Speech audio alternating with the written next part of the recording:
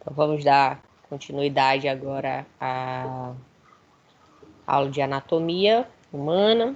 A gente vai falar agora iniciando, na verdade, né, o conteúdo do material 2.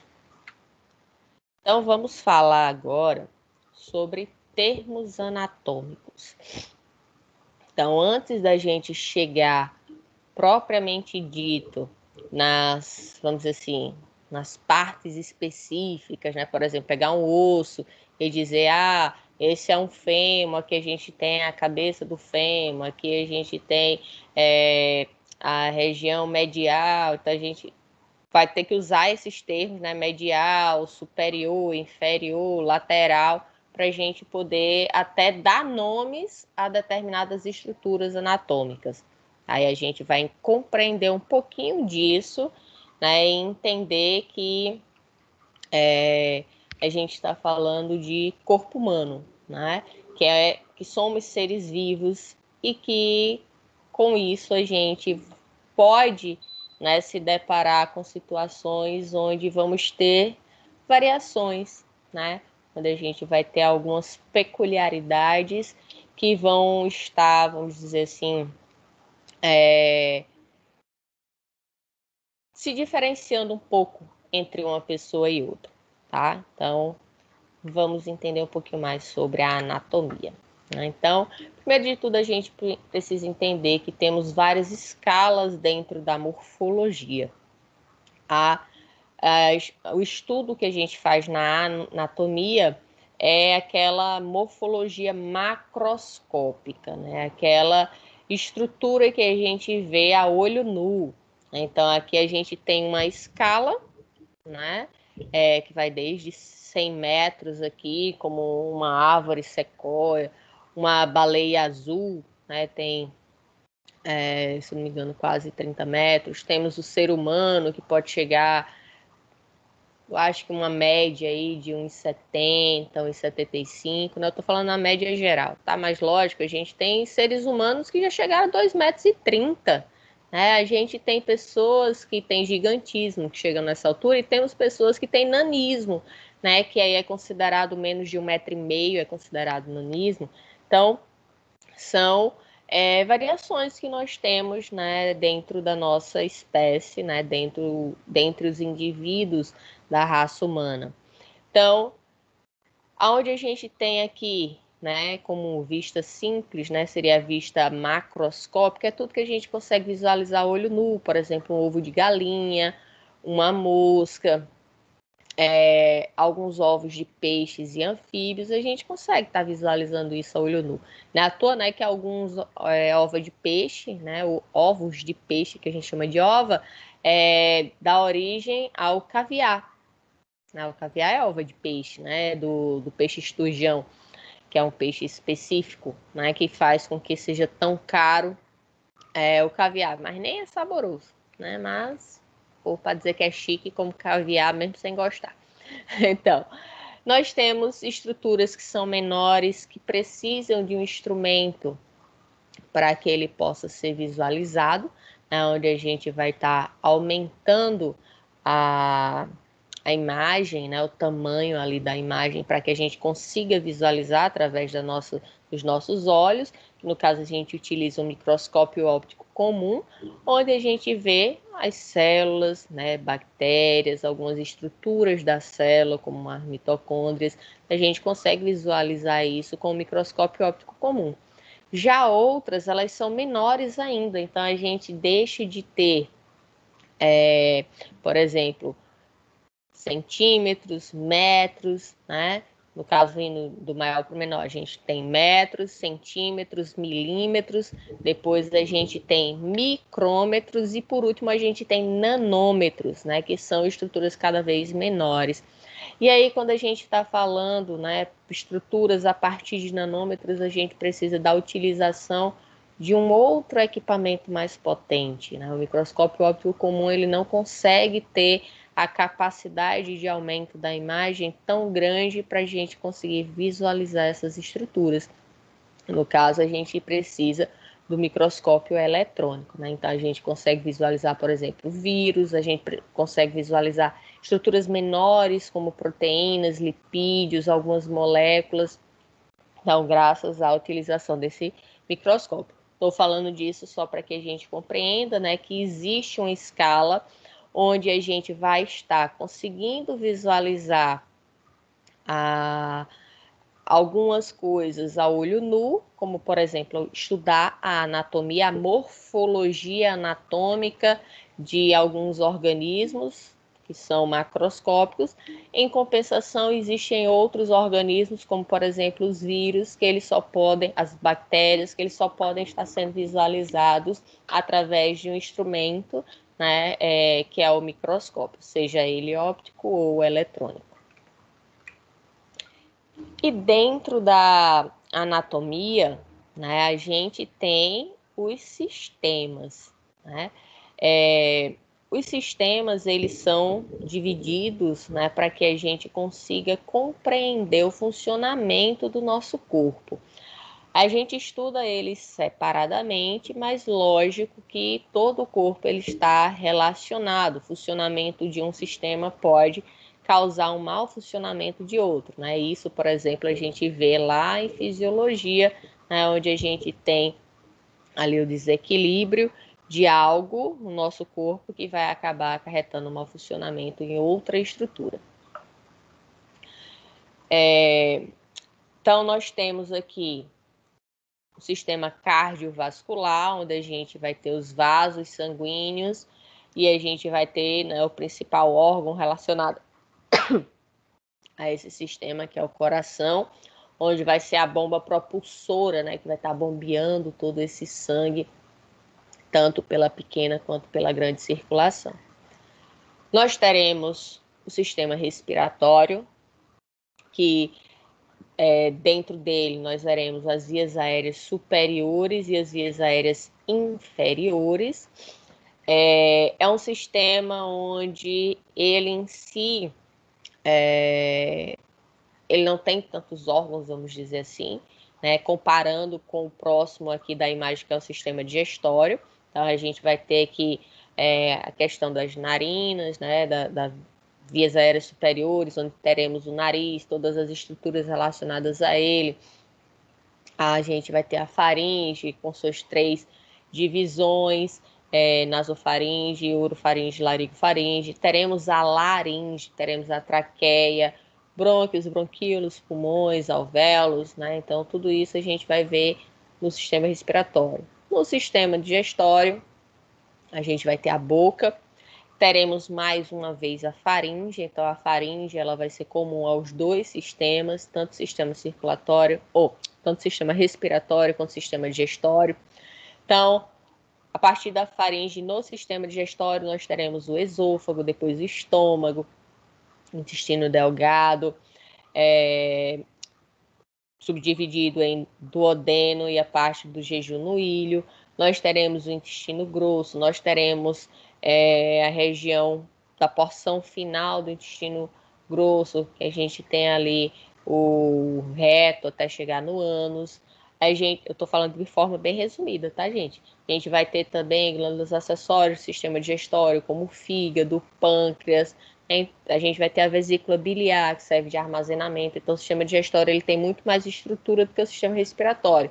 Por isso que a gente vai levar um pouco mais de tempo para estudar a anatomia do sistema digestório, certo? Temos o sistema nervoso, o sistema endócrino, que aqui a gente vê mais em fisiologia do que propriamente dito em anatomia.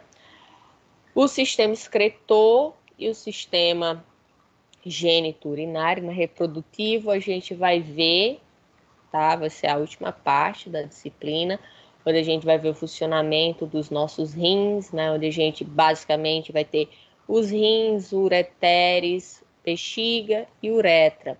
E associado ao sistema excretor, né, a gente vai junto estudar o sistema reprodutor.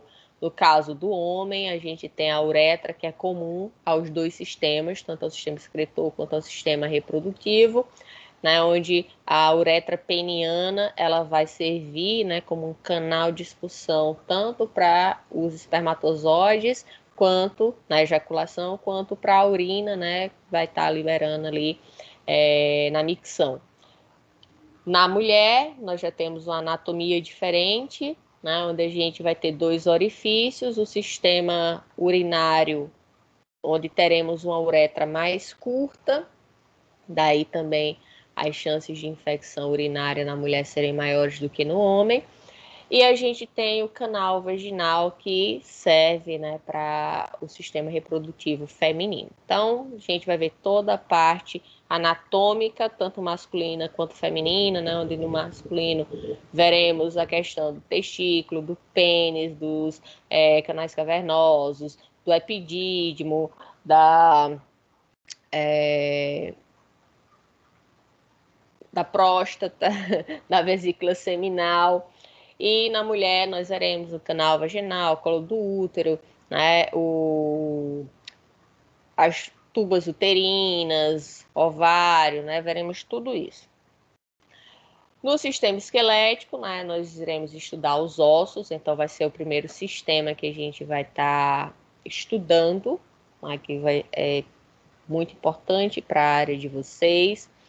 A parte muscular vai ficar dentro do TED, onde vocês vão escolher, né, os 3 músculos para você dentro daqueles 4 pontos que eu coloquei para vocês.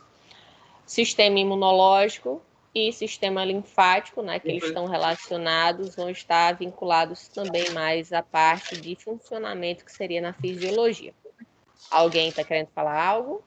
Professor. Pode falar. A senhora falou a respeito do músculo. Tipo, aí terminou de falar aqui, deixa eu ver, peraí, dos membros superiores. Aí finalizou, tá, definiu. Aí, músculo. Aí eu botei assim, deltoide, inserção proximal, 1/3 lateral da borda anterior da clavícula, inserção distal, inervação, ação. Horizontal do braço, estabilização da articulação do ombro, beleza?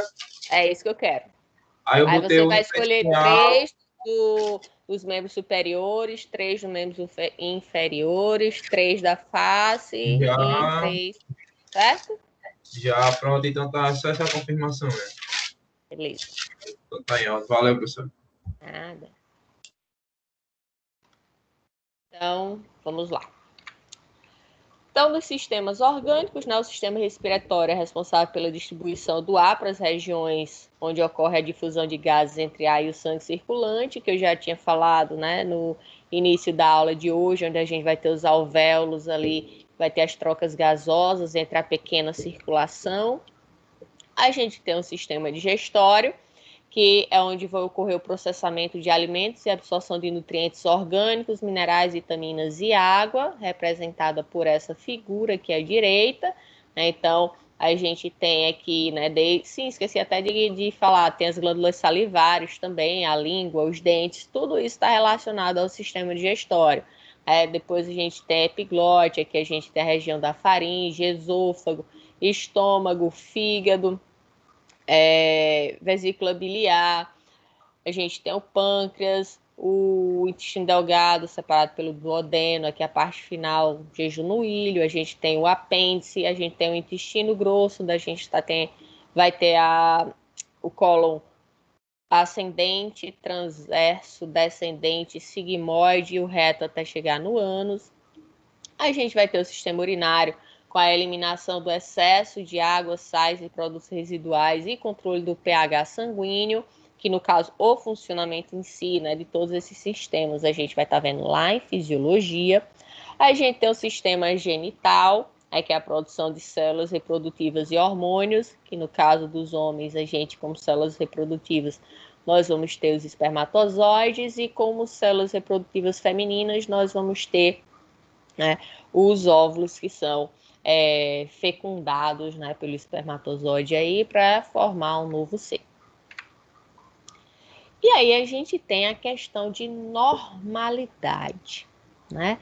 Esse termo normalidade, ele, né, pode ter várias interpretações. Mas aqui, para o que a gente está falando dentro da anatomia, a normalidade é um padrão que ocorre no corpo do indivíduo, ocorre na maioria dos casos e é mais frequente estatisticamente, certo?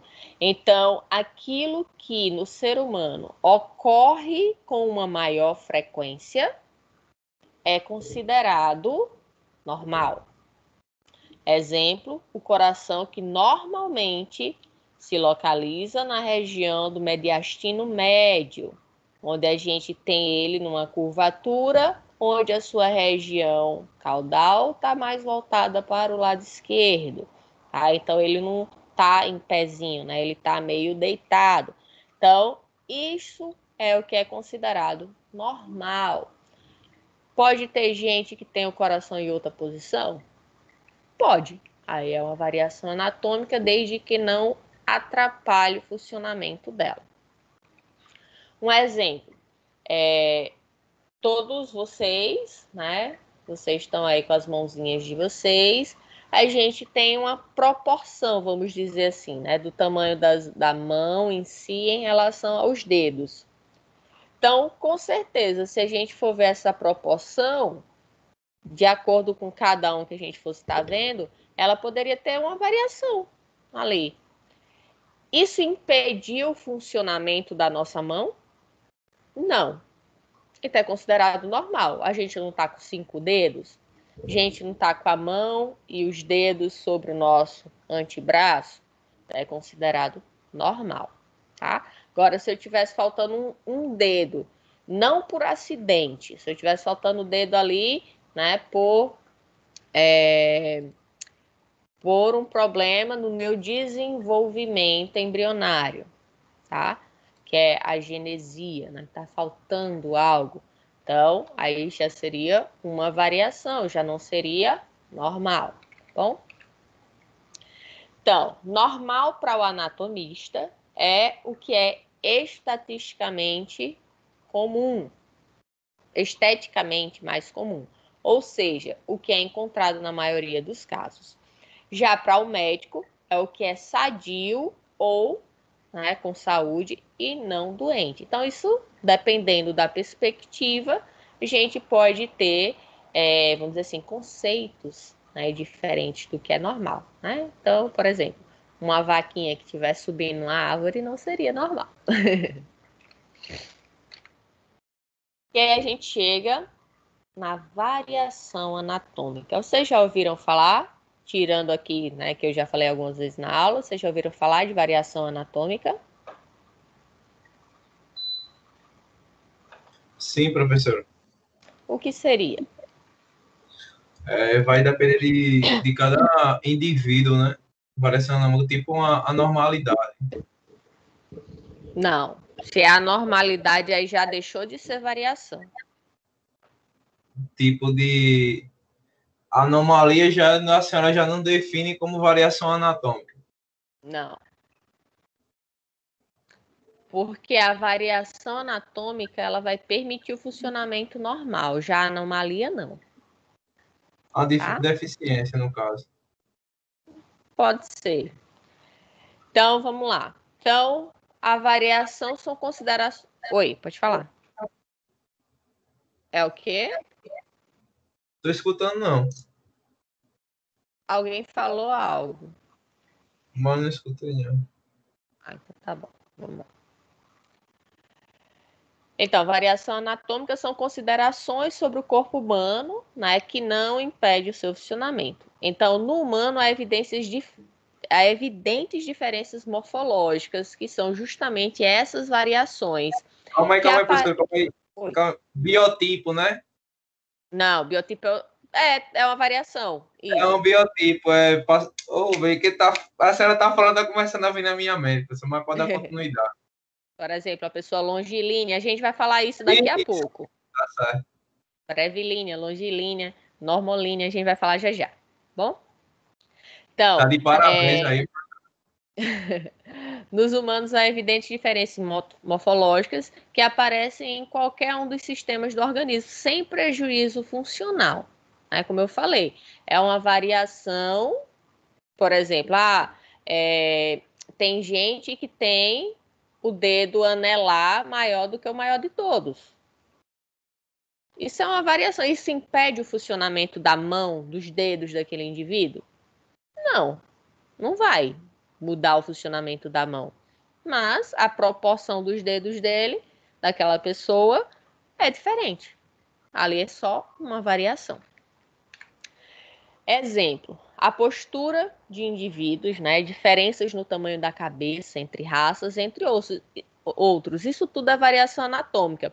No caso aqui do indivíduo A e B, a gente observa que a região abdominal, né, do indivíduo A, ele é mais chapadinho ali do que o indivíduo B, né, que já tem uma proeminência aqui, uma proeminência anterior. Então, isso aqui impediu o funcionamento deles? Não. Às vezes é só uma questão de estar em forma ou não. Outro exemplo aqui no estômago, o estômago A e o estômago B. Então, os dois têm a mesma função, funcionam do mesmo jeito.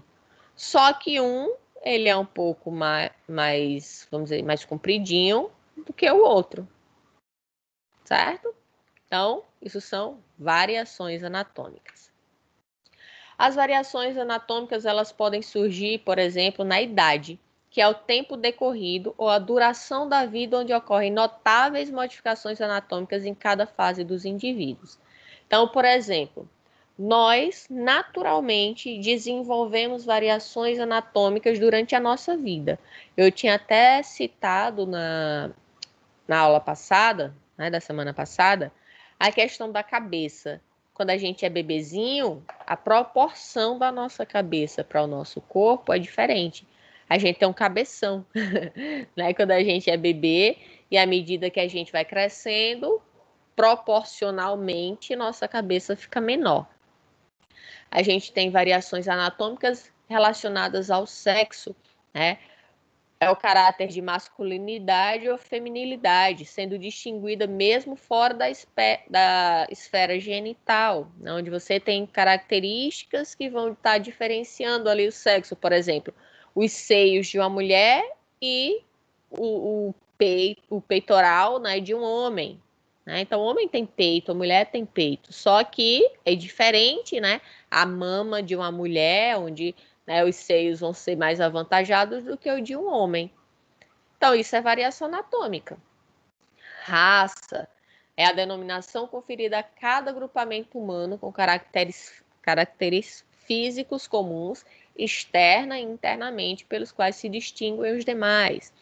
Então, por exemplo, na raça, a gente tem os asiáticos, né, que eles possuem ali feições na sua face, onde, por exemplo, a gente tem a característica do olhinho puxado, em alguns, né, orientais.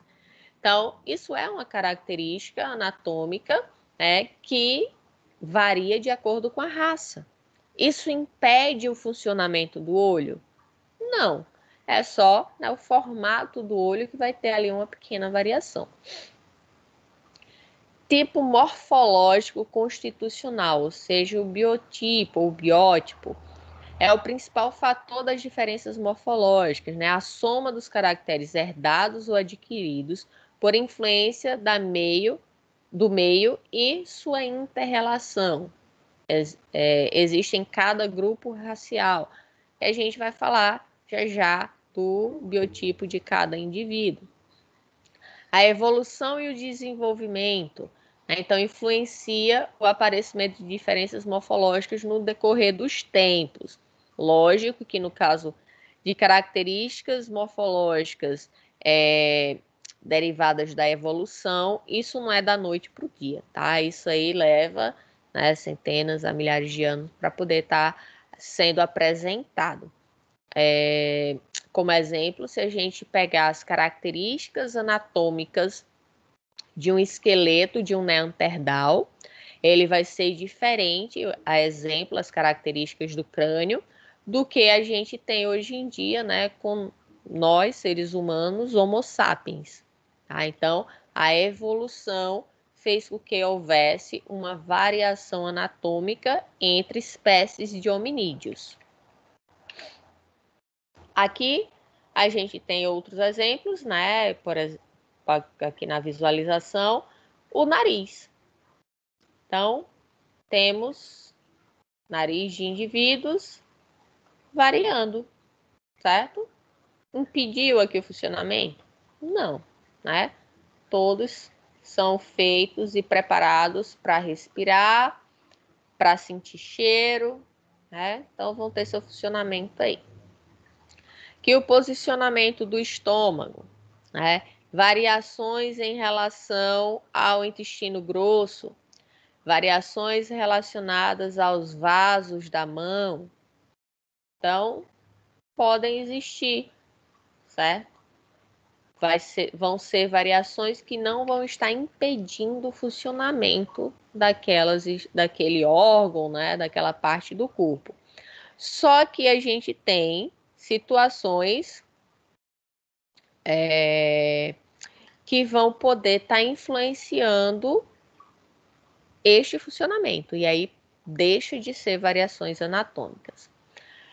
Antes da gente chegar naquelas variações que deixam de ser variações e passam a ser anomalias ou monstruosidades, eu trago para vocês algo que é bem curioso, né? Na verdade, os seres vivos são muito interessantes, né? Nosso corpo não deixaria de fazer parte dessas curiosidades. E aí, eu pergunto para vocês se vocês já ouviram falar dos citos inversos. Ou seja, são pessoas que nós temos os citos sólidos, que seria a posição anatômica dos nossos órgãos, que a gente já conhece, que seria aquilo que a gente conhece como normal. E a gente tem os citos inversos, seria como se a gente estivesse vendo ao espelho. Então, o coração, que normalmente ele está posicionado na região medial, mais para o lado esquerdo, nos citos inversos, ele estaria na posição medial mais para o lado direito. Então, a gente teria o fígado, que vai, né, da direita para a esquerda, a gente teria ele do lado contrário. O pâncreas, que ficaria do lado esquerdo, a gente teria do lado direito. O estômago, que está aqui do lado esquerdo, a gente teria ele do lado direito. Então, os citos inversos, ele faz justamente fazer com que você inverta tudo que você tá no seu corpo, tá? Todos os órgãos é como se você estivesse vendo ele ao contrário. Isso não atrapalha o funcionamento, tá? Porque no caso seu corpo está todo, né, preparado para essa inversão do que outras pessoas. Só que isso, para um profissional de saúde, vamos supor, um médico que vai fazer uma cirurgia, às vezes pode, vamos dizer assim, pode bugar a cabeça dele, né? Pode, que ele está acostumado, vamos supor, a fazer uma cirurgia onde ele vai ter que prender ali determinado vaso, tal, que ele sabe que está em determinada posição do lado esquerdo. E aí a pessoa tem o sentido inverso, então é do outro lado. Então o cérebro dele vai ter que trabalhar todo ao contrário, né? Na hora de ele estar fazendo a cirurgia ali naquele paciente. Ô, professora, um tipo de Oi. paciente assim é muito raro, né? É bem raro, certo? Bem difícil assim de encontrar. E às vezes a pessoa morre e não sabe, né? Nunca passou por um procedimento de fazer um exame de imagem, alguma coisa do tipo, e externamente ele é igual, então passa desapercebido.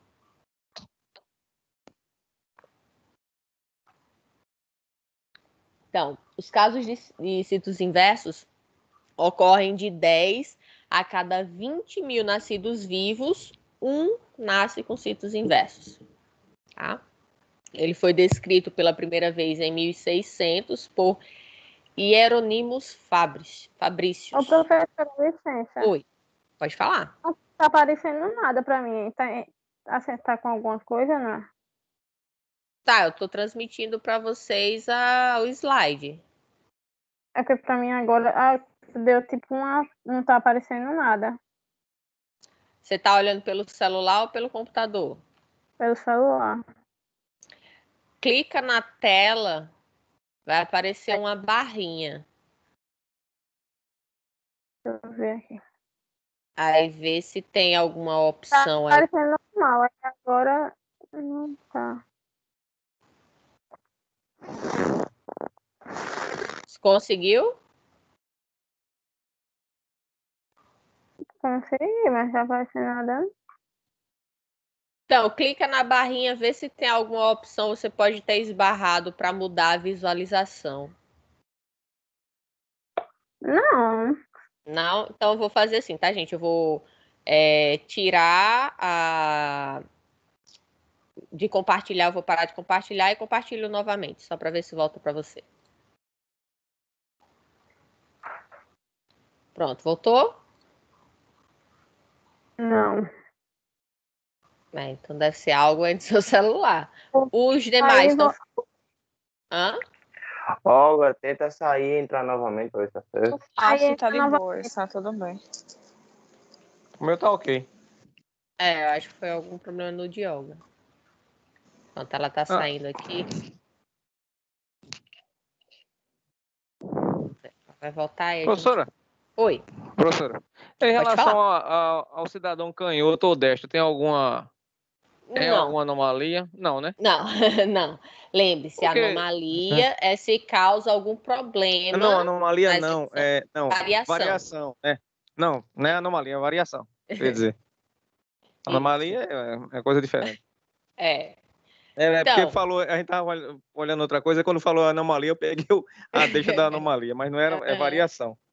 a maioria é porque, assim, no nosso cérebro, a gente tem as partes do cérebro que são responsáveis por várias funções, vamos dizer assim, né? Então, tem, por exemplo, a parte frontal está mais relacionada à memória, a parte occipital, que é a parte aqui de trás, ela está mais relacionada com a questão da visão. Então, a gente tem outras partes, né, várias partes do corpo que têm relação com a criatividade, com vários setores, com a linguagem.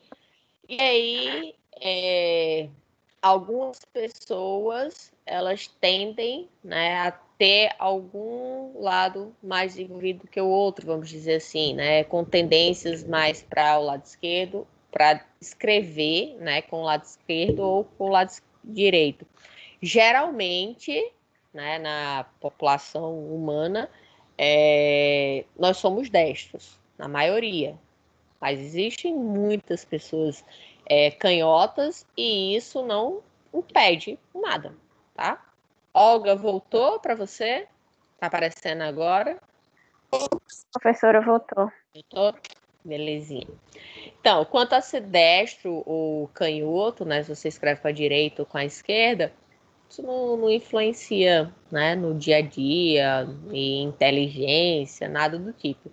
Agora sim, antigamente, para vocês verem como algumas crenças, né, acabam trazendo mal, né, de certa forma, para algumas pessoas. Quando eu era pequena, meu professor de matemática, a letra dele era horrível. Era muito ruim a letra dele. Ainda bem que ele trabalhava só com números, não precisava estar escrevendo muita coisa com letras, né? E aí, ele uma vez, conversando com a gente, ele falou que ele era canhoto. Só que quando ele era pequeno, a família dele acreditava que quem era canhoto era coisa do demônio, não sei o quê, tem essas crendices. E aí, toda vez... Hã? Chamado de sinistro o canhoto. Nas culturas Eu já lá ouvi do falar Oriente disso Médio, também, já. a pessoa usa a mão esquerda para limpeza, para o corpo. Seria a mão suja. Uhum. A mão Aqui suja. na nossa cultura, assim, portuguesa, Ocidental. quem escrevia com a canhota tinha gente que até apanhava por conta disso, levava Pronto. pancada na mão para usar a Justamente. direita. Ainda bem que eu Antigamente saquei. era bruxa. Esse meu Era professor, bruxa. Esse meu professor de matemática, ele disse que quando ele era pequeno, a mãe dele batia nele mesmo, né? Não deixava. Toda vez que ele ia fazer algo com a mão esquerda, ela ia lá, brigava com ele. E aí ele teve que aprender a escrever com a mão direita, só que não era a mão dominante dele. E aí a letra dele, né, ficou horrível. E assim, imagine, né, que ponto você podar, vamos dizer assim, né, uma pessoa numa coisa tão simples, que é você fazer algo com a mão direita ou com a mão esquerda, né? E você reprimir aquela pessoa simplesmente por uma crença, por algo que você acredita que não tem nada a ver uma coisa com a outra. É só questão É, aí. aqui Ele na não minha. conseguiu não escrever com a mão esquerda dele normalmente não. Ficou Não, com aí, trauma mesmo. não, aí ele cresceu, né? Tendo sempre que escrever com a direita. Aí ele, como também não treinou a esquerda, aí ele só ficou com a direita mesmo. Entendi. Aqui em casa todo mundo é canhoto. Minha mãe, não. Minha mãe, menos minha mãe, né? Minha mãe é direita, mas o resto. Minha mãe é direita, o resto ninguém presta, né? Eu, minha irmã, meu irmão, minha filha, todo mundo é canhoto. É um clã. Interessante, Mas, legal. mas na cultura, até hoje, na cultura oriental, ali naquela parte da Arábia, aquela redondeza ali, né? Ainda hoje o pessoal usa a esquerda para a limpeza do corpo. Não come, por exemplo, ele não pega o talher, alguma coisa, com a mão esquerda da comida. É sujo, né? Uhum. E somos chamados de sinistros. Já pensou? É fogo. É É pau. interessante essas curiosidades, essa questão Continue, cultural. professor, continue. Continue. Então, em relação aos sítios inversos, né, não tem nada a ver com a questão de ser destro ou canhoto, tá?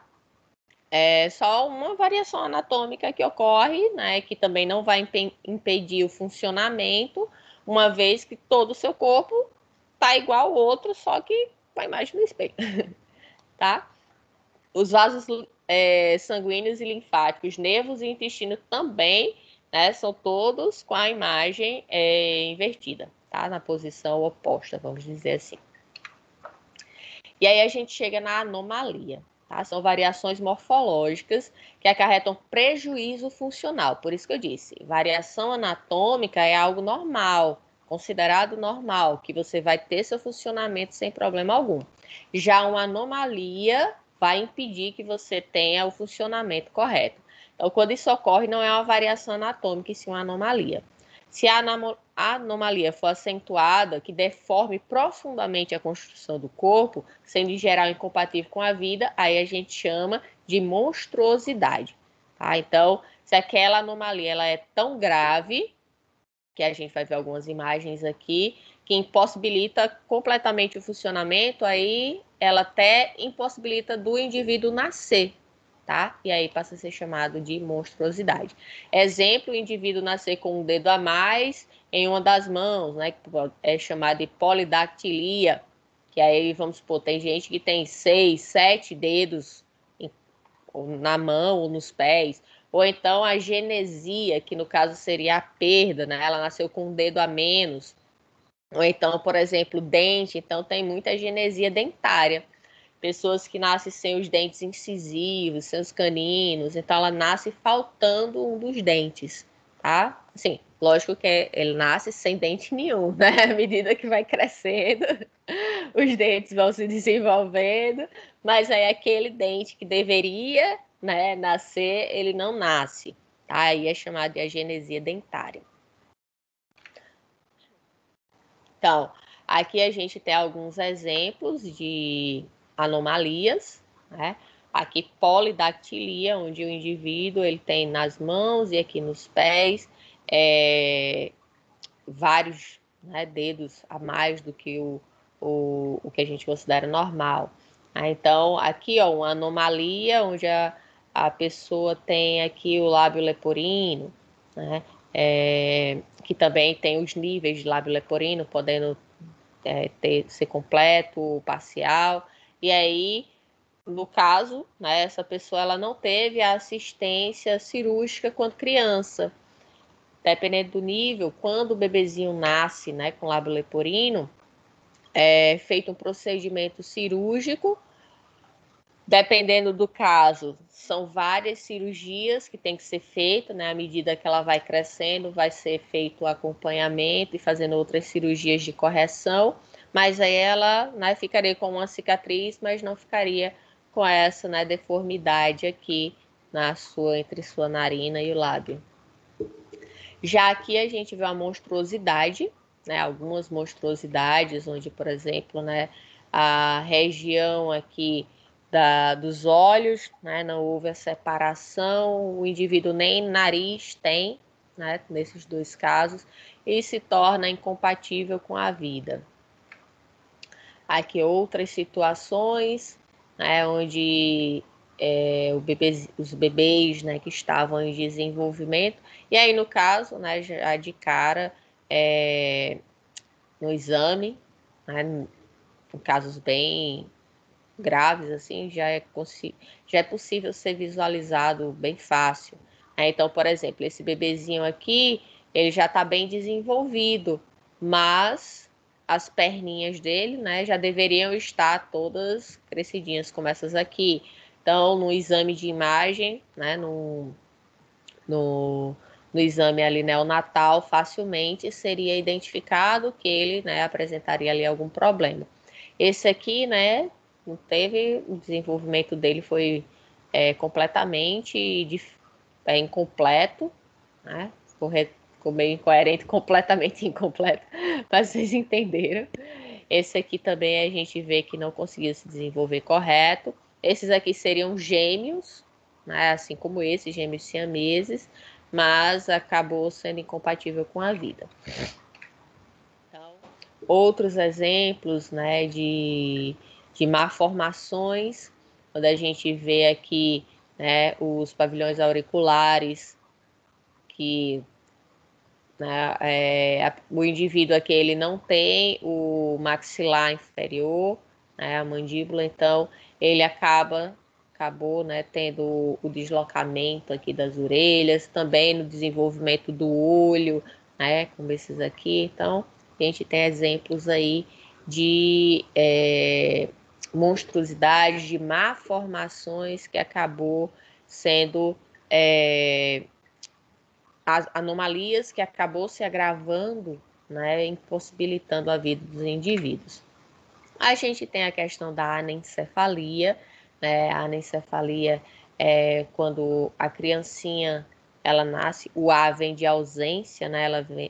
Nasce sem o sistema cefálico. Geralmente ele é extremamente grave, já incompatível com a vida ao ser desligado da mãe, né, ao cortar o cordão umbilical do nascimento, o bebezinho já falece. Algumas vezes fica por algumas horas, né, essa aqui ainda ficou um tempo a mais, mas, né, não, provavelmente o caso dela não é completo da anencefalia, e aí ela conseguiu perdurar um pouquinho mais de tempo de vida, mas vai ser uma criança, né, que vai crescer 100%, né, de cuidados. Né? Ela não vai conseguir ter o seu desenvolvimento normal, não vai conseguir falar, não vai conseguir, né, ter todos o que o cérebro, né, seria responsável ali pelo funcionamento do desenvolvimento daquela criança. E aí, nas variações anatômicas, né, a gente tem variedades morfológicas, onde existe a possibilidade de reconhecer várias formas constitucionais do tipo médio aos extremos e mistos. No caso, a gente tem os brevilíneos, os mediolíneos e os longilíneos, tá? O mediolíneo é que ele está, né, entre as características do brevilíneo e do longilíneo. No caso dos brevilíneos, a gente vê que temos indivíduos mais atarracadozinhos, né, em geral mais baixos, pescoços mais curtos, tórax com diâmetro mais largos, né, na posição antero-posterior. Então, como a gente não falou ainda, né, das posições anatômicas, antero-posterior, vendo o indivíduo de lado aqui, né, com essa imagem, né, a visão lateral. Então, a região anterior seria a região da frente, né, também chamado ventral, e a região posterior seria a região das costas, tá? Então, quando a gente fala aqui antero-posterior, a gente vê que essa região aqui, ela é bem mais larga do que essa região aqui no indivíduo longilíneo, tá? Apresentam membros mais curtos em relação à altura do tronco, né, comparado com os outros. Os mediolíneos têm características intermediárias. Os longilíneos são indivíduos mais magros, em geral altos, com pescoço longo, tórax mais achatado posteriormente e com membros longos em relação à altura do tronco, né, comparando com os demais. Então, na nomenclatura anatômica, né, no decorrer dos tempos, os seres humanos também sofreram modificações morfológicas devido à evolução e adaptação da espécie. A gente evoluiu e tivemos, né, as características, desenvolvemos as características que temos hoje. Além das variações citadas, notáveis modificações ocorrem pela cessação do estado de vida, né? Então, quando a pessoa morre, a gente também vai ter algumas variações. Os cadáveres não correspondem exatamente ao ser vivo, ao humano vivo, né? Justamente porque no que o indivíduo morre, a gente vai deixar de ter o funcionamento do corpo, né? Então a gente vai ter os órgãos entrando em falência, a gente não vai ter o sistema circulatório adequado funcionando ali, circulando. Então a gente, querendo ou não, tem uma variação, né, no processo entre a gente estar trabalhando com um indivíduo vivo e um indivíduo já falecido.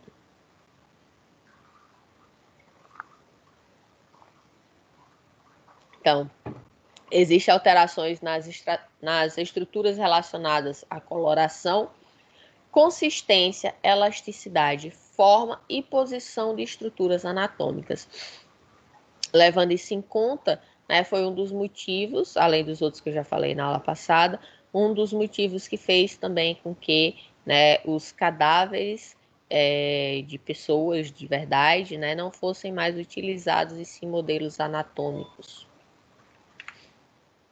Como toda ciência, a anatomia tem uma linguagem própria, né, onde vai estar permitindo que os pesquisadores se comuniquem.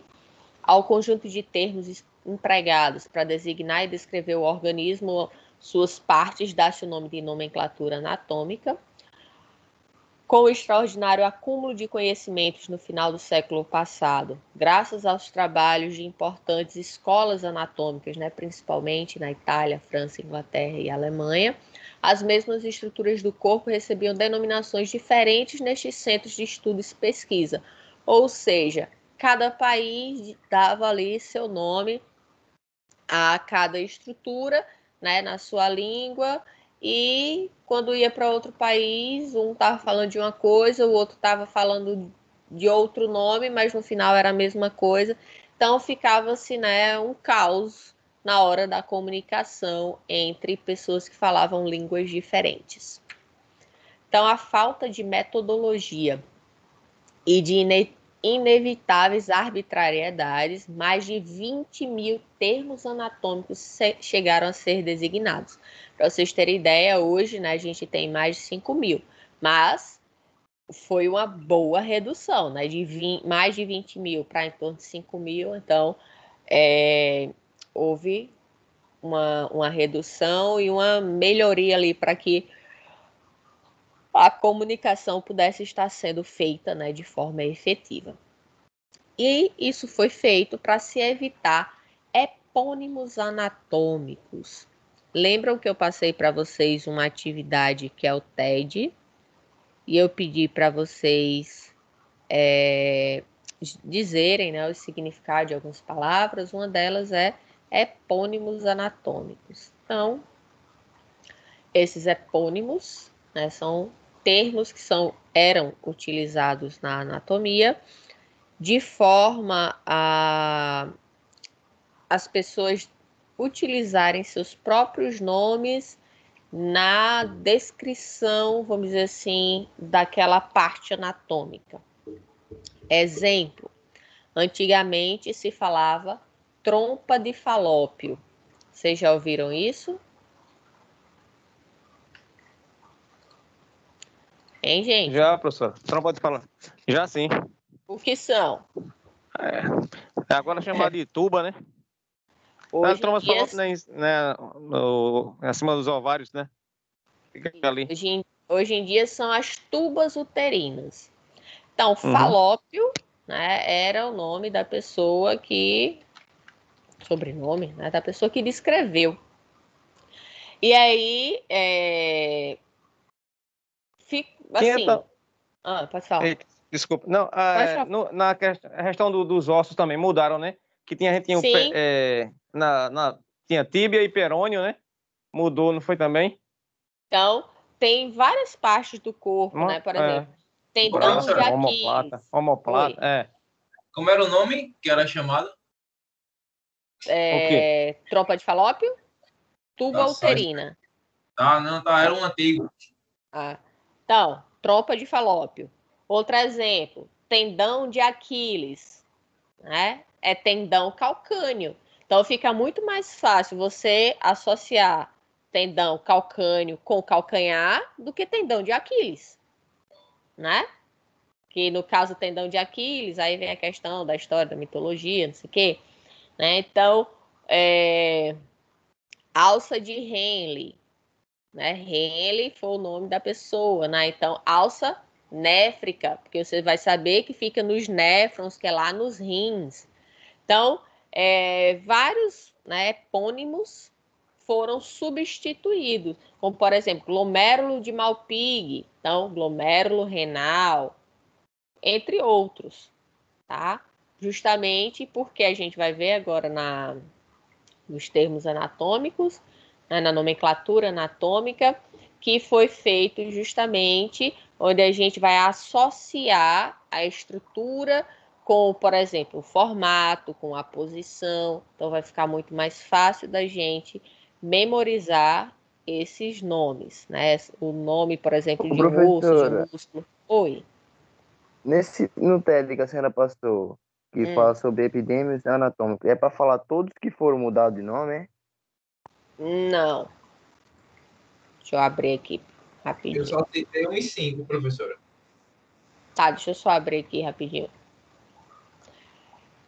Eu quero que vocês coloquem o significado dos termos anatômicos. Então, eu quero que vocês me digam o que significa epônimo anatômico. E não que vocês peguem epônimos e coloquem qual é o termo atual. Entendeu? Entendi, porque eu pensei que era para citar todos os que tinham mudado, aí Não. era nome confuso. É mais fácil do que vocês pensam. Mas, lógico, se vocês derem uma olhada na lista de epônimos, fica mais, né, melhor. Porque vocês vão associar com nomes que, por exemplo, hoje muita gente ainda fala o tendão de Aquiles, muita gente ainda fala pomo de Adão, né, que é a proeminência laríngea que, no caso, os homens vão ter. Né? Então, são termos que no dia a dia, pessoas às vezes que não tem nada a ver com a área de anatomia, com a área de ciência, fala, né, mas que mudou, né, os termos, certo? Então, vamos lá, continuando. Então, com essa, vamos dizer assim, essa revisão, né, da nomenclatura anatômica, que houve essa redução, houve também, né, a substituição, evitando a utilização de epônimos. Então, ocorreram várias reuniões internacionais, chegando a um acordo em 1955 em Paris, onde foi aprovada oficialmente a nomenclatura anatômica, conhecida sob a sigla de PNA, ou Paris Nomenclature Anatomica, e passou por revisões em 1960, em 65 e em 70. Então, a língua oficialmente adotada é o latim, porém cada país pode traduzi-la para o seu vernáculo. E aí fica mais fácil de associar quando você estiver num país ou em outro, tentando se comunicar, né? Porque vão saber do que é que se está falando. Então, dentro deste princípio, foram abolidos os epônimos e os termos indicam o seguinte, né? Os termos que foram colocados hoje em dia para se identificar, para se nomear aquela estrutura anatômica. Então, por exemplo, se utiliza a forma. Por exemplo, a gente tem o músculo trapézio. Por que músculo trapézio? Porque ele parece um trapézio. Então não fica fácil? De acordo também, pode ser utilizada para nomenclatura, a posição ou situação. Ou seja, nervo mediano é o nervo que vai estar passando no meio. Trajeto, artéria circunflexa da escápula. Então, ela está em direção à escápula. Conexões ou interrelações, ligamento sacro ilíaco, ou seja, é um ligamento que vai ligar o sacro à região ilíaca. Relação que aquela estrutura vai ter com o esqueleto. Então, artéria radial. Então, é uma artéria que vai estar passando, né, ali no osso radial, vai estar próximo à artéria radial. Função. Então, por exemplo, músculo levantador da escápula. Onde é que ele vai estar? Na escápula. Qual é a função dele? Levantar a escápula. Ficou bem mais fácil do que você estar colocando o nome de pessoas aí, não ficou? Vocês associaram. E tem critérios mistos também. Músculo flexor superficial dos dedos.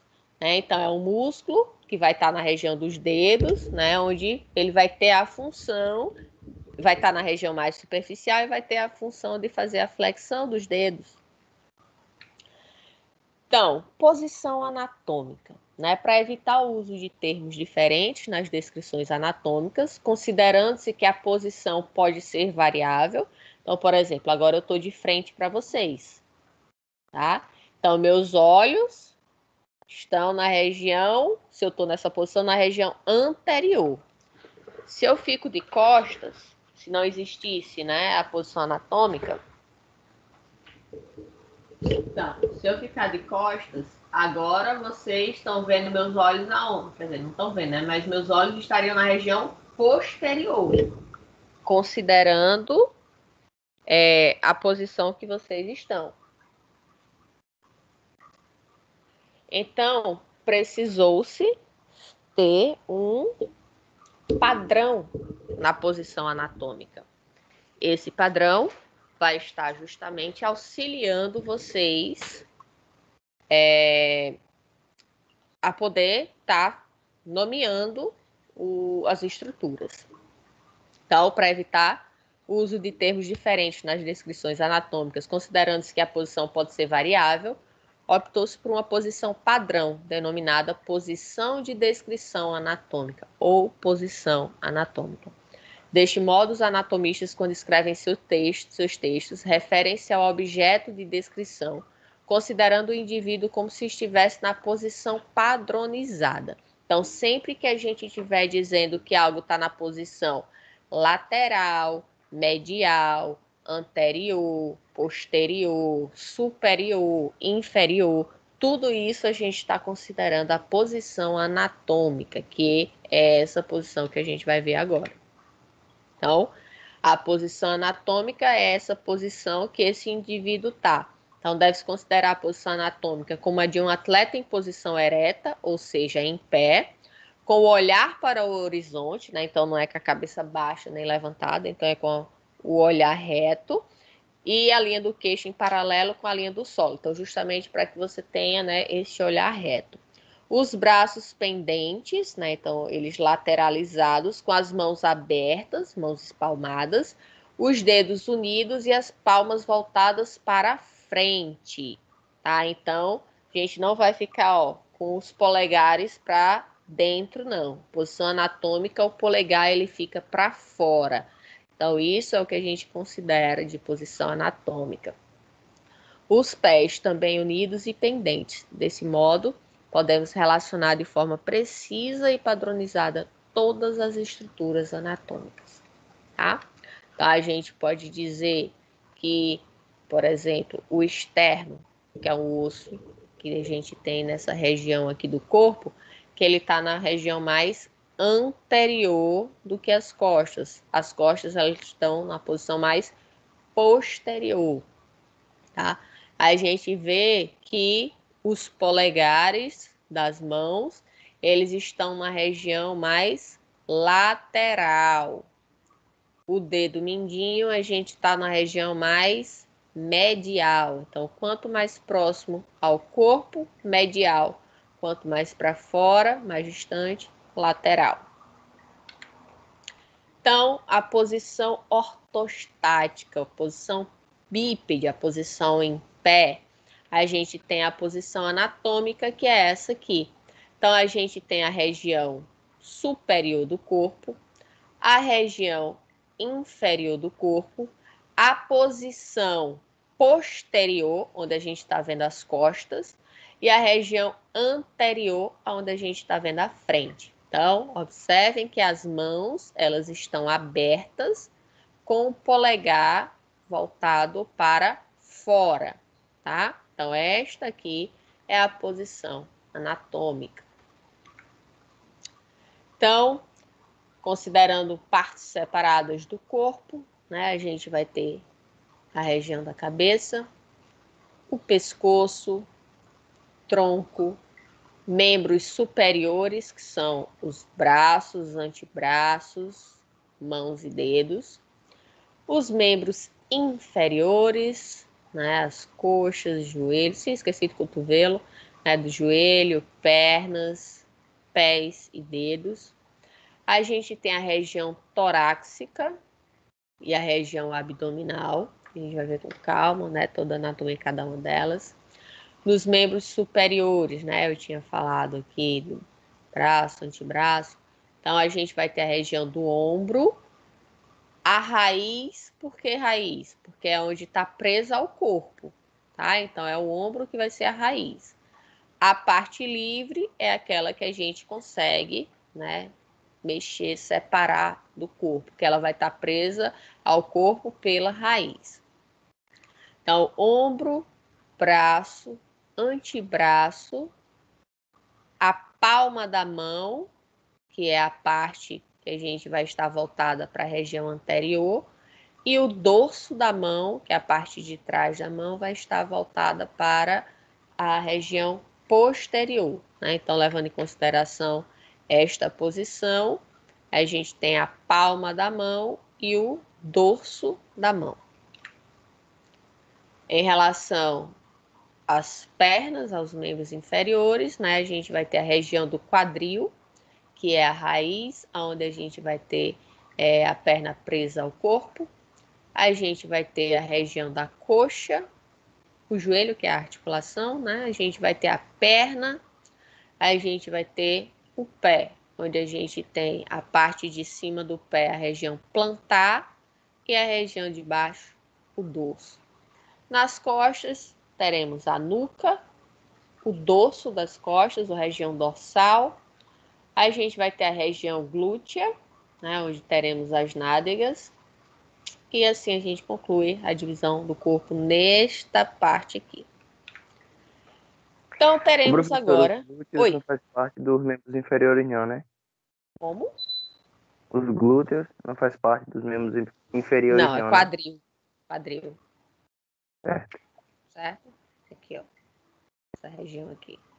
Tá? E aí, dentro do quadril, a gente vai ter a região do encaixe, né, da perna, que aqui no osso não dá para ver, mas a gente teria o osso do quadril.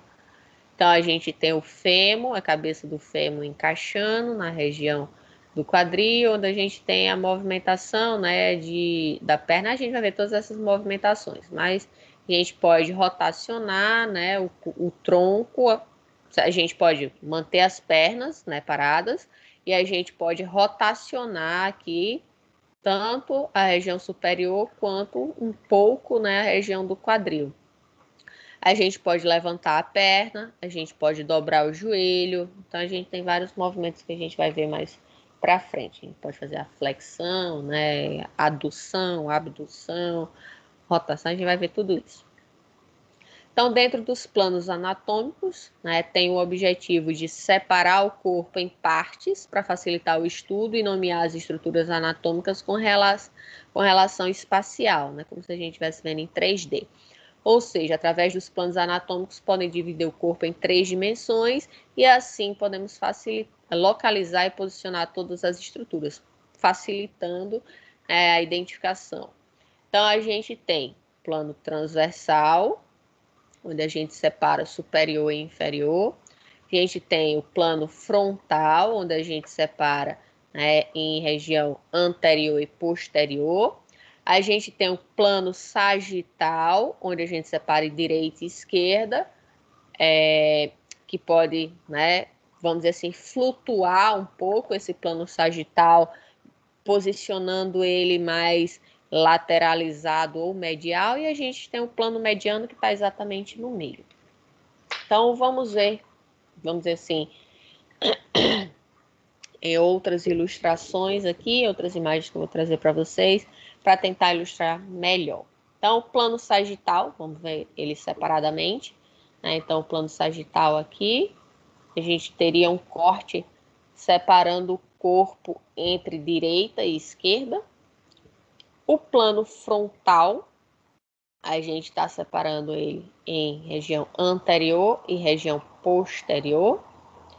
E o plano transverso, a gente separa em região superior e região inferior.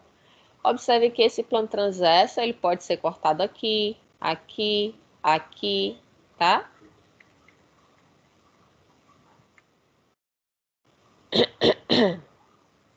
Então, a gente estava falando dos planos, né? Plano, aqui os planos sagital, frontal e transverso. Agora, além dos planos, a gente vai adicionar os eixos. Então, o plano sagital, plano frontal ou coronal, plano transverso ou horizontal. E aí a gente tem os eixos verticais, transversais e antero-posterior, tá? Quando a gente tem um corte no plano transverso, a parte de cima vai ser chamado de superior ou cefálico. Cefálico por quê? Porque vai estar mais próximo da cabeça. A parte de baixo vai ser inferior ou caudal, tá? No caso da gente, a gente não tem cauda, né? Não tem rabo, mas seria pensando nesse princípio, certo? Quando a gente está no plano frontal, a parte da frente vai ser a região anterior ou ventral e a parte das costas posterior ou dorsal. Quando a gente faz o plano sagital, a gente vai dividir em esquerda e direita. Então, aqui só uma outra forma de ilustrar. Antero-posterior, né? Antero, a parte da frente, posterior, a parte de trás. Proximal e distal, sempre a gente vai considerar o tronco, tá? A região medial do corpo. Então, a perna, a gente tem a coxa, ela é mais proximal do que a perna, tá? Então, a coxa é mais proximal do que a perna. O pé é mais distal do que a perna. A perna vai ser mais proximal do que o pé. Estão entendendo? Eu tenho que ter o meu comparativo, tá? Então, se eu digo a minha perna, ela é mais distal ou é proximal? Aí você vai ter que dizer em relação a quê? Então, a minha perna, ela é mais distal do meu corpo do que a coxa. Agora, a minha perna vai ser mais proximal do meu corpo do que o meu pé, tá? Mesma coisa aqui com o braço, ó. A minha mão vai ser mais distal do meu corpo do que o meu antebraço e do que o meu braço, tá? Então, lateralmente falando, né, no plano sagital, a gente vai ter a posição medial, quando ela está mais próxima à linha média do corpo, e lateral quando ela está mais distante. Então, se a gente estiver pegando a posição anatômica, o dedo polegar, ele é mais lateral ou mais medial? Hein, gente, em relação aos outros dedos? Posição anatômica. Então, na posição anatômica, o meu dedo polegar, ele é mais lateral, porque ele fica, ó, o corpo onde é que tá, ó, a linha média onde é que tá. Então, ele fica mais distante. Então, ele está mais lateralizado. Então, ele é mais lateral do que o dedo mindinho aqui, que é mais medial. Tá? Então, plano superior, plano inferior. Se eu estiver fazendo um corte no plano transversal, aqui no pescoço, o peito do indivíduo, ele vai ser superior ou inferior? Ó, gente, eu tô pegando esse plano transverso aqui e tô fazendo ele aqui, ó, no pescoço. O peitoral do indivíduo, ele é superior ou é inferior? O meu corte tá aqui, ó. Inferior. Inferior, não, professora? Inferior, tá abaixo. Né? Porque depois que Então, cortou, dependendo do corte, vai depender de onde ele ficar. exatamente. Então, neste corte aqui, ó, nesta posição, o peito é superior e o quadril é inferior. Agora, se eu faço um corte aqui no pescoço, o peito passa a ser inferior. Então, Ô, eu professora, sempre tenho que prestar atenção no meu referencial. Pode falar. Pode falar. professora, Diga. quando levanta a mão, a senhora não vê aí, não? Não. A imagem de vocês está tudo o vídeo. Ah, vi agora. É porque eu tô com a apresentação do slide. Tá certo. E tipo assim, um bisu que eu dou, a gente pega cortar uma maçã, vocês cortam a maçã e vai estudando os cortes. Ah, ajuda. Ajuda bastante, porque vai cair muito, não vai não, professora? Vixe, não gosto nem de imaginar isso aí. É bom, isso é tranquilo, É gente. bom, é porque a gente é só a gente pegar, depois que a gente pegar isso aí, a É, gente aprende. justamente. E pela explicação da professora, meu amigo, você tem essa explicação, é tranquilo, vai dar certo. Espero que sim. Valeu. Espero que vocês estejam conseguindo assimilar. Tá? Eu sempre vou estar trazendo exemplos e vou estar repetindo umas 200 vezes. Por quê? Porque a repetição vai fazer com que vocês fixem mais. Tá bom? Então, voltando aqui. Deu para entender, né? Que vai depender do referencial para que vocês possam determinar se algo é superior, inferior, proximal, distal, tá? A gente pode chamar também de região cranial, o que estiver mais próximo ao crânio, e região caudal, o que estiver mais distante, tá? Exemplos de cortes anatômicos, a gente tem o corte longitudinal, transversal e oblíquo. Então, o corte longitudinal, a gente vê que ele vai, né, por toda a extensão do membro, vamos dizer assim. Já um corte transversal, a gente tem aqui esse corte no braço aqui, se a gente estivesse pegando, ó, do dedo, passando por todo o braço, seria o quê? Longitudinal, né, por toda a extensão. Então, para ficar fácil vocês assimilarem, longitudinal mais longo, tá? Já no corte transversal aqui, ó, a gente tem uma parte mais corte transverso mesmo, não tem como exemplificar de outra forma. E oblíquo, ele é um meio termo. Ele nem é transversal e nem é longitudinal. Ele como que chama? Tem outro termozinho para oblíquo. Ele é diagonal, certo? Estão vendo aqui? Tá dando para perceber que esse corte ele foi feito Seria, de forma professora, se a gente diagonal. colocasse Oi.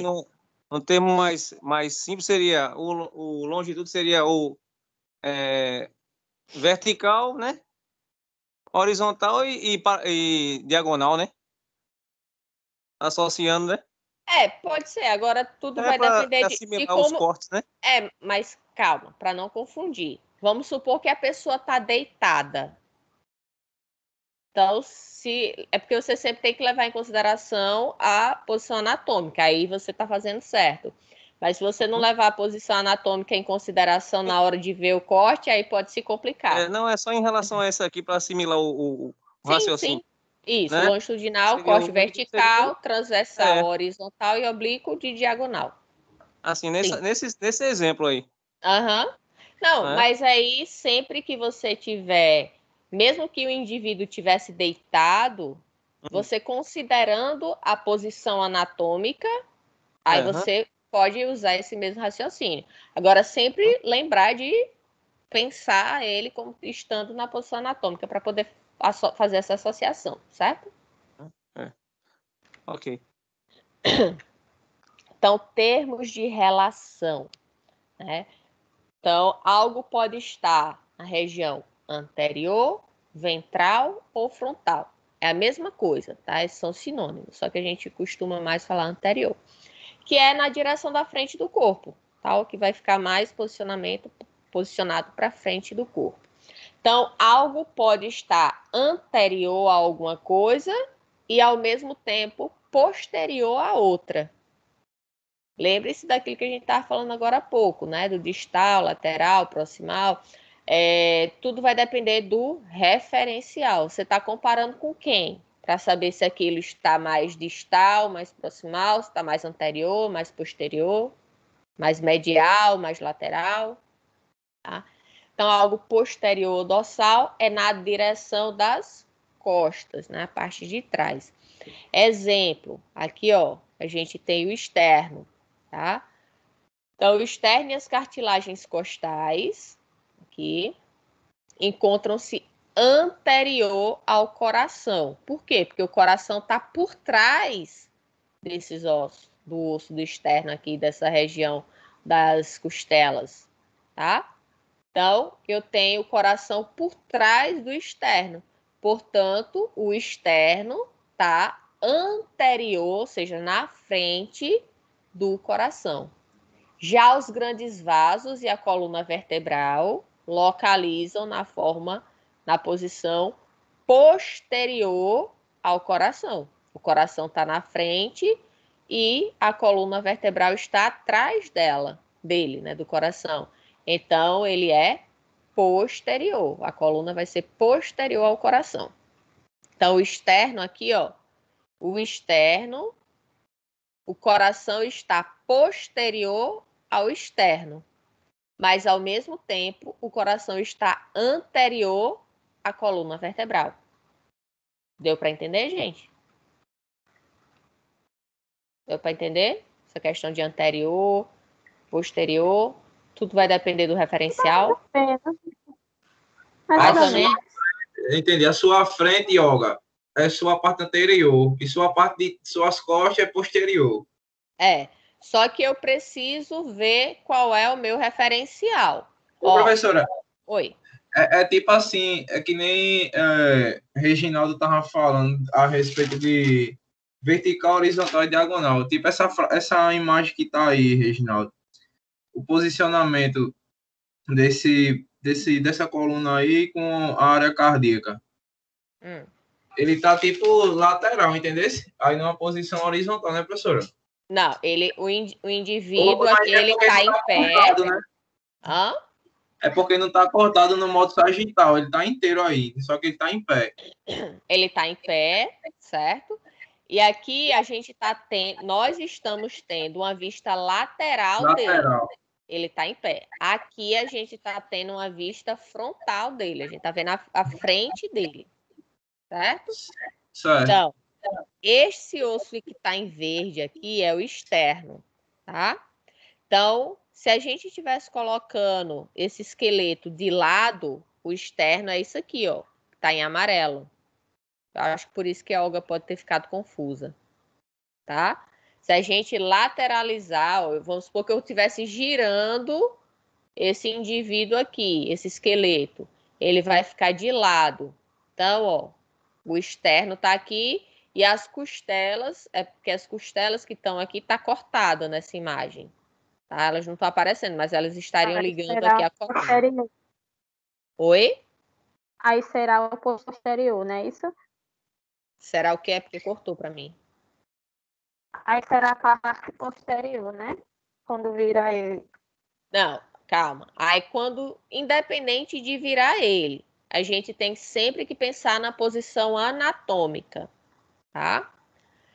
Então, o externo que está aqui, entre a coluna, que vai estar lá atrás, que está aqui, ó, e o externo, que está aqui, a gente tem, vamos dizer assim, um buraco, tá? Então, entre aqui as costelas, a gente tem como se fosse uma bolsa, né? Não é à toa que é chamada de caixa torácica, tá? É como se fosse uma caixa, porque os ossos aqui, as costelas, a coluna vai estar protegendo os órgãos da região torácica, que são os pulmões, né, e o coração. Então, tem o estômago também que vai estar por aqui. Mas, pensando aqui, ó, o externo. Olha aqui onde é que está o externo. Então, o coração, em relação ao externo, o coração ele está atrás do externo, estão vendo? O externo está aqui, o coração está atrás dele. Então, o externo ele está anterior ao coração. O coração está posterior ao externo. Só que, se a gente estiver falando agora em relação à coluna vertebral, o coração está na frente da coluna, tá? Então, se o coração está na frente da coluna, o coração está anterior à coluna. A coluna está posterior ao coração. Deu para dar uma clareada agora, Olga? Não, professora. Então, vamos para o próximo. Então, da mesma forma que a gente tem a região anterior e posterior, a gente também tem superior ou cranial, que é a parte de cima, tá? E a gente tem inferior ou caudal, que é a parte de baixo. Lembrando, sempre considerando a posição anatômica. Se eu estou em pé, né? Então a parte de cima vai ser em direção à minha cabeça. A parte de baixo vai ser em direção aos meus pés. Então, exemplo, os grandes vasos localizam-se. Aqui a gente tem o coração, isso aqui está em posição anatômica. Então, o coração e a gente tem os grandes vasos. Então, os grandes vasos localizam-se superiormente ao coração. Já o diafragma, que é essa parte verde aqui, já o diafragma está abaixo do coração. Só que a gente não fala abaixo, a gente fala que ele está inferior ao coração. Deu para entender? Hein, gente? Já, professora? Então, vamos passando. Sempre em relação a alguma coisa. Se for o coração, ou é posterior Isso. ou anterior, né? Uhum. Sempre eu tenho um referencial. Isso. Ou você antes ou depois, né? Então, seria superior ou superior, né? Em relação a qualquer órgão ou pela anatomia. Isso. Então, da mesma coisa, a gente vai ter medial e lateral. Medial, mais próximo do plano sagital mediano, ou seja, mais próximo do corte sagital lá no centro do corpo. Já lateral é mais afastado do plano mediano. Exemplo, o ligamento colaterais do joelho aqui, ó. Tem os ligamentos do joelho. O ligamento colateral fibular, né, que está ligando a fíbula, que é o osso que a gente tem, está localizado lateralmente, enquanto que o ligamento colateral tibial está localizado medialmente. Por que medial? Ó, porque ele está aqui. Olha a linha sagital mediana, onde é que passa. Então, o que tiver, vamos dizer assim, para dentro aqui é medial e o que tiver para fora é lateral, tá? Ou seja, né, mais próximo da linha sagital mediana. Então, medial está mais próximo do meio. Lateral, que está mais para fora, para lateral do corpo. Deu para entender, gente? Passar, tá? Um pouquinho, dá para entender um pouquinho. Lembrando que vocês têm que estudar também, né, para reforçar. Fora, né? Então, medial, meio, tá? Então, aqui é o joelho, ó. Isso aqui, essa imagem aqui é o joelho. É este mesmo joelho. Então, este ligamento que está em branco aqui, ele tá o quê? Mais para o meio do que esse aqui, que estaria aqui, ó. Certo? Então, o ligamento está mais para o meio, medial. O que está mais para fora, mais distante, lateral. Ô, Oi? professora, Oi. é tipo assim, Flaviana, tu tá no teu... Tu só uma posição, assim, a respeito de tu definir medial e lateral. Tu olha pro teu externo aqui, o que tiver no meio do teu corpo, do teu órgão, tu diz, não, o que tiver mais próximo do meu corpo é medial, o que tiver mais pro lado de fora é lateral. É lateral, exatamente. Entender. Então, termos de Obrigada. relação. A gente tá acabando já, viu, gente? Acabou que vai dar o horário certinho. Mediano, exatamente sobre o eixo sagital mediano, né? Bem no meio do corpo mesmo. Exemplo, o esôfago é um órgão mediano. A gente vai ver a imagem. Intermédio, ele vai estar entre a região medial e a região lateral. Então, se você tem, por exemplo, né, aqui, o músculo quadríceps femoral, ele tem 4 porções. Aqui vai estar a porção vasto, medial e lateral, entre elas é chamada de intermédio. Já o médio é a estrutura ou órgão interposto entre um superior e o inferior, entre o anterior e posterior. Um exemplo, o pulmão direito apresenta 3 lobos superiores, 3 lobos, superior, inferior e o médio. Então, vamos ver aqui. Então, o esôfago, ó, ele tá bem na linha medial, tá vendo? Bem no meio do corpo. Então, corte sagital medial. O quadríceps, a gente vai ter a parte dele, né, que é o vasto lateral. Então, aqui a gente tem a coxa direita. Aqui a gente tem, teria a perna, né, a coxa esquerda, tá? Então, esse que tá mais para fora, lateral. O que tá mais para dentro, medial. O que tá entre os dois, intermédio. Já no pulmão, né, o pulmão direito, a gente vai ter 3 lobos. O lobo superior, o lobo inferior e o que está no meio deles, lobo médio. Tá? Então, não é difícil, é necessário só que vocês consigam compreender isso aqui e aí vai ficar mais fácil, tá? De vocês poderem se situar, vamos dizer assim, em relação à posição anatômica, tá? Então, gente, por hoje é só. O Tonzinho se despede aí de vocês, tá? Gregório Soares. Que lindo ele, Oi? que lindo ele, professora. Esse é meu Tom. Tem o Lua, que foi a que apareceu no final da aula passada. Esse é o Tom. O Simon vai aparecer na aula que vem. Simon é meu branquinho, que teve que amputar a patinha. Menina, a diversidade de gatos. E tem o Ted raça- também. Oi? Qual é a raça desses gatos? É tudo vira-lata. E é assim? O Tom, quando chegou, ele era menor do que a minha mão. Ele estava com 4 meses já, porque 4 meses ele já é um pouquinho maior. Ele era um tamanho de nada. Mulher, quando eu vi o bichinho, eu me apaixonei. A primeira vez, quando eu vi aquele pelinho todo arrepiado. Aí me ofereceram ele e quando eu vi, me apaixonei. Na época eu só tinha a Lua. A ordem deles é a ordem da idade. Lua é mais velha, depois vem o Tom, Simon e por último o Ted. Aí o Tonzinho Quando eu vi, aí me apaixonei. Hoje ele tá gordo.